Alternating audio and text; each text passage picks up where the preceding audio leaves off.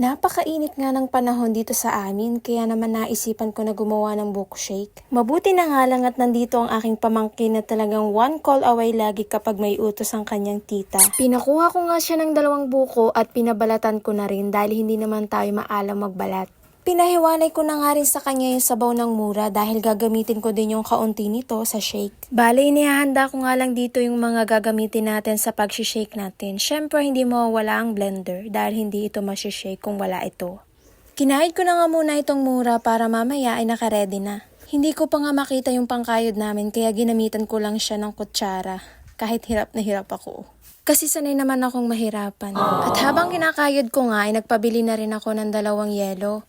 At nire-ready ko na nga rin yung mga iba pang gagamitin kagaya ng gatas, asukal at cheese. Wala nga kaming ice crusher kaya naman ginamitan na lang namin ito ng lakas.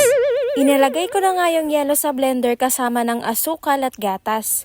At pagkatapos nga itinakpan ko na rin para hindi ito mamaya magtalsikan kapag binilender ko na. Nakalimutan ko pa nga ma-video pero naisama ko na dyan yung coconut meat at saka yung cheese. Bali, hinahalo-halo ko nga lang siya kasi tumitigil gawa ng yelo. So kapag ba hinalo-halo ko siya, halo-halo na ba ang tawag dun, hindi shake?